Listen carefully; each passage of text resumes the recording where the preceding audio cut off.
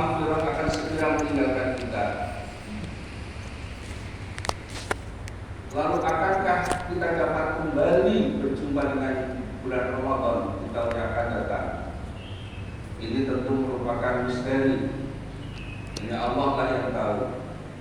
Dan tentu kita semua berharap kita akan dapat bertemu lagi dengan bulan Ramadan yang akan datang. Hadirin wal hadirat rahimakumullah. Setelah hampir menyelesaikan ibadah saum, tentunya sudah ada peningkatan iman, peningkatan ketakwaan di dalam hati kita, entah seberapa kadarnya. Ini yang kita harapkan tentu. Namun demikian, ada sebagian orang yang meskipun telah berusaha dengan usaha dohirnya, sholat berjamaah, puasa, dan zakat dan seterusnya, akan tetapi ternyata hatinya terasa hampa, terasa tidak ada peningkatan pendekatan kita kepada Allah Tabaraka wa Ta'ala. Nah, oleh karena itu pada kesempatan pagi hari ini kembali mengingatkan, ini juga sudah pernah saya sampaikan beberapa waktu yang lalu, yaitu tentang arba'un min alamat syaqqa, 4 perkara atau 4 sifat alamat kesengsaraan, di mana ini adalah perkataan dari Imam Hasan Al-Basri. Kalau tidak salah beliau adalah generasi tabi'in. 4 sifat yang merupakan tanda-tanda kesengsaraan seseorang.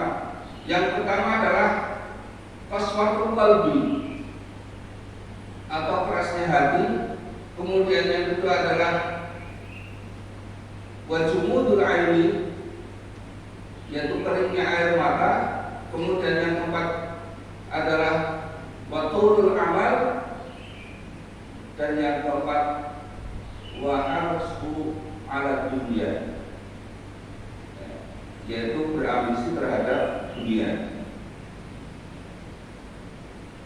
Qaswatul qalbi dengan jumudul aini ini satu paket, ya.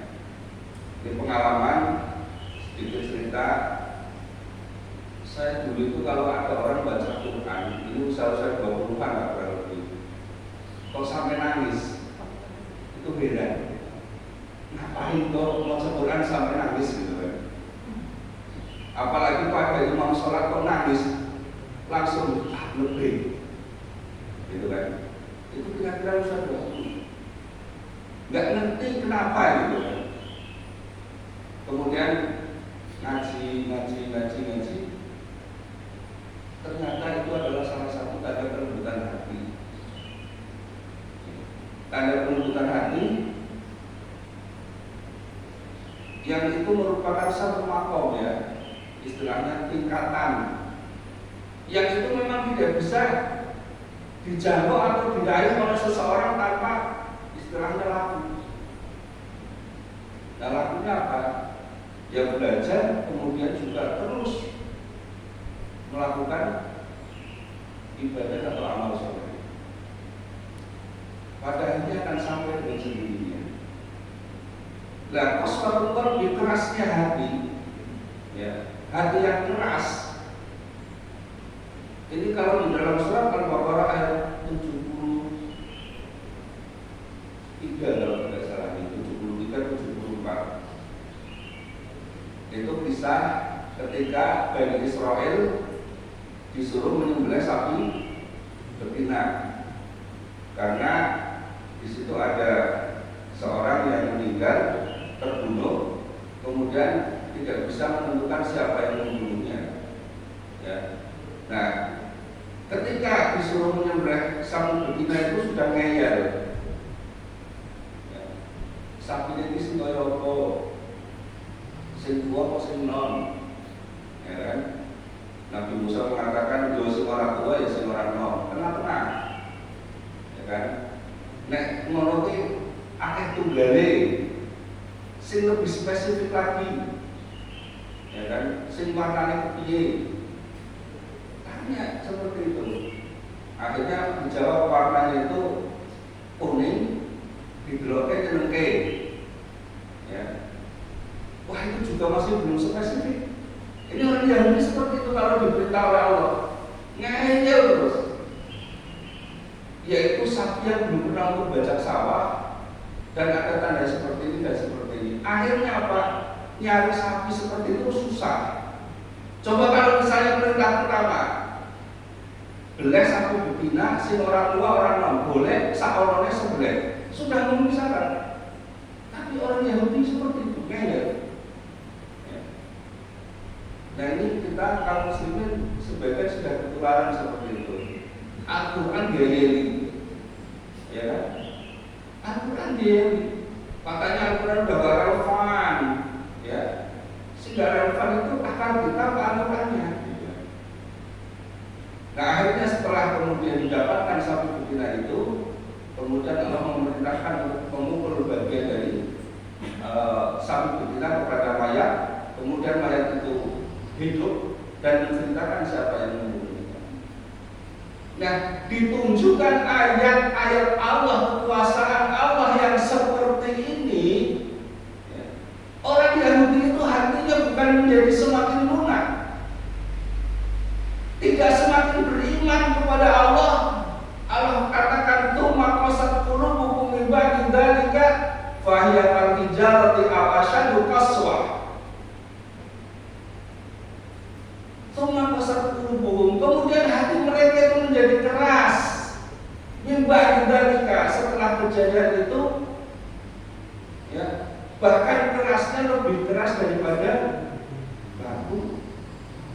Ya, ini perannya orang Yahudi seperti ini. Dalam ayat yang dilanjutkan itu, padahal yang namanya batu itu, ya, terkadang di bawahnya itu mengalir sungai-sungai, atau terkadang terbelah memancar air, atau terkadang batu itu berguguran karena saking takutnya kepada Allah. Tapi kalau hati manusia yang sudah membatu keras, nggak bisa ditembus apa. Hidayah itu nggak masuk. Nah, salah satu hal yang membuat hati kita keras itu adalah kesombongan. Waqaruha wa hum dunas. Menolak kebenaran dan meremehkan manusia. Apa sih Pak Ibnu, ya, menyampaikan ayat itu? Sarjana enggak, ya, secara status sosial juga begitu. Ini masuk kosong kerasnya hati. Ini yang membuat hati kita itu tidak bisa menerima hidayah. Sebagaimana umat-umat terdahulu ketika didatangkan para nabi dan rasul, mereka selalu mengatakan begitu. Kamu kan sama dengan aku, manusia, gitu kan. Bahkan kamu itu di tengah kamu itu termasuk pembodoh, gitu kan. Kok ngaku-ngaku rasul? Ini penolakan umat-umat terdahulu seperti itu. Dan itu sekarang terjadi di tengah-tengah kita. Sehingga hati kita keras, tidak mudah untuk menerima hidayah. Efeknya apa? Wajumutul ain, kering air mata. Tidak mudah untuk menangisi dosa-dosa yang telah diperbuat. Ketika dibacakan ayat-ayat yang itu ancaman, fa'ilam taf'alu wa lan taf'alu wa quduhan nas wal hijarah u'iddat lil kafirin. Enggak ada getar di dalam hatinya sama sekali. Padahal di situ artinya, dan apabila kamu tidak melakukan dan pasti kamu tidak bisa melakukan, maka takutlah kepada neraka yang bahan bakarnya dari manusia dan batu yang disediakan untuk orang-orang kafir. Mendengar ayat ini, hati mukmin mana yang tidak tergetar? Yang kemudian tidak mencucurkan air mata, teringat bahwasanya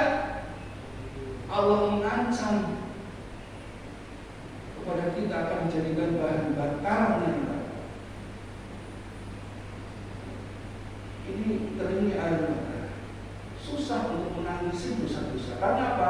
Hatinya terlalu batu, mengeras.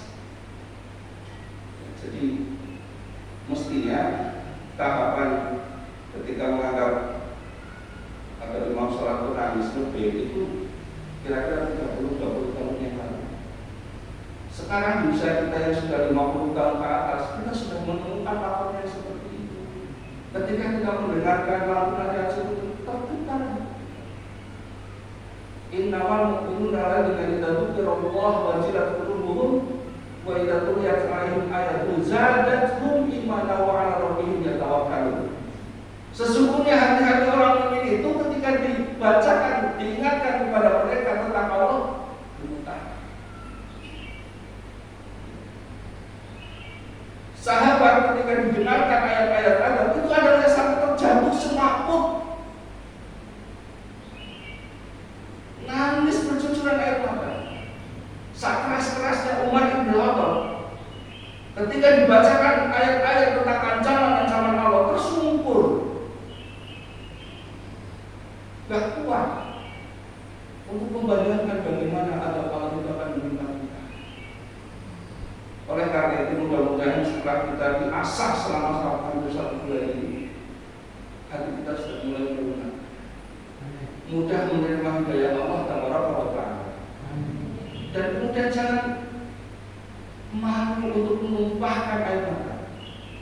Kalau air mata itu diperlukan untuk Allah, ya, bukan karena sudah menjelaskan bahwa itu kayak malah tertidur, nangis, ya, belum punya baju baru, geger, kayaknya air mata itu. Air matanya untuk Allah. Air ada di dalam hadis Tirmidzi itu dikatakan bahwasanya ada dua mata yang tidak akan tersentuh api neraka. Ainani lata masa bundan. Yang pertama itu adalah ainun bakat min khasyatillah, yaitu air matanya orang yang takut karena Allah Taala. Teringat dosa berdasarkan air. Dikisahkan Umar bin Khattab itu setiap kali salam, ya, assalamualaikum karena tersenyum, assalamualaikum kiri menangis. Itu teringat ketika di masa jahiliyah. Ya. Ketika masa jahiliyah, kalau kita istilahnya ya, bikin kedok ditumpuk-tumpuk, setelah itu disembah. Ya. Kemudian teringatnya yang menangis karena apa? Pada waktu zaman jahiliyah, Umar bin Khattab itu pernah menguburkan anaknya yang masih kecil karena perempuan. Itu setelah beliau masuk Islam selalu menangis. Kita teringat dosa masa lalu. Kita bisa ketika kita jadi pejabat, pernahkah kita mengambil hak yang bukan haknya? Ketika kita jadi pedagang, pernahkah kita mengatakan sesuatu yang tidak baik itu baik, dan seterusnya. Hanya karena Allah itu Maha Rahman, Maha Rahim, aib kita itu dijaga. Coba kalau Allah itu tampakkan aib kita, barangkali aib itu tidak berani ditampilkan ke atas dunia seperti itu. Karena Allah jaga aibnya. Masing-masing kita yakin banyak sekali dosa yang pernah kita lakukan. Maka lembutkan hati, jangan malu untuk menumpahkan air mata karena Allah. Kemudian yang ketiga adalah tulul amal, yaitu berpanjang angan-angan. Andaikan THR ini 5 kali gaji, nah ini namanya panjang angan. Ya, 1 kali gaji saja sudah alhamdulillah. Kok panjang angan-angan THR 5 kali gaji, maka saya bisa begitu. Akhirnya apa? Orang yang panjang angan-angan itu akan terjatuh tidak mensyukuri nikmat Allah. Kemudian dihadapi teror yang dibayangkan pisahan. Ya kan? Ini namanya panjang angan. Ya teror dinikmati. Bismillah, alhamdulillah. Akhirnya nikmat melebihi nikmatnya makan pisahan. Ya kan? Tolong amal. Yang terakhir adalah al-hafsu ala dunia, berambisi terhadap dunia. Yang dimaksud berambisi di sini bukan kita dilarang untuk mencari dunia. Silahkan. Dunia ini sebaik-baik dunia ada di tangan kaum mukmin. Jadi kalau ada orang mukmin kaya, itu sebaik-baiknya dunia di tangan orang mukmin, karena akan memberikan dampak yang positif kepada lingkungannya. Ya, kalau orang mukminnya benar-benar mukmin, ya. Tapi kalau dunia ini berada di tangan orang mukmin yang dia tidak bersyukur, ya, atau bahkan dipegang oleh orang yang bukan mukmin, maka masya Allah. Hari ini kita saksikan, ya, Indonesia itu penghasil sawit terbesar. Gimana? Kok bisa niaga ini kelangkaan? Di mana coba? Ini perbuatan oknum-oknum yang tidak bertanggung jawab, yang mereka itu berambisi terhadap dunia, tapi dengan cara yang, ya, masya Allah, ternyata ditimbun, diborong oleh orang-orang yang punya duit, ditaruh di satu tempat, kemudian ditokek sedikit-sedikit. Ini kan termasuk mendapatkan duit di atas penderitaan orang lain. Yang seperti ini yang tidak boleh. Ya, silakan kita bekerja dengan semaksimal mungkin untuk mendapatkan dunia. Akan tetapi ingat, berkali-kali saya sampaikan, halalnya dunia itu adalah kisah, haramnya dunia itu adalah adab. Ini yang harus menjadi garis bawah kita ketika kita mencari dunia. Sehingga jangan sampai dunia yang kita dapatkan itu malah justru menjadi sumber malapetaka kita di hadapan Allah. Dunia ini dihuni oleh berapapun orang itu cukup. Ini istilahnya kayak peribahasa gitu. Tapi tidak cukup dihuni oleh satu orang yang tamak. Ya. Jadi hari-hari ini kita mendapatkan satu fenomena yang luar biasa sekali. Betapa orang itu sudah tamaknya, masya Allah. Tidak lagi peduli dengan penderitaan sesama. Kalau dulu masih belum bisa mencerna. Ya. Kalau orang-orang Jakarta itu yang dipikir itu bukan besok makan apa, tapi besok makan siapa. Ya. Sementara kalau kita orang-orang kecil, berpikirnya besok makan apa. Ya. Inilah mudah-mudahan tarbiyah selama 1 bulan penuh ini kita dilembutkan hatinya, kita dimudahkan, ya, untuk menumpahkan air mata karena Allah, mensyukuri nikmat yang Allah berikan kepada kita, dan kita berhati-hati dengan dunia. Wallahu a'lam bishawab. Assalamualaikum warahmatullahi wabarakatuh.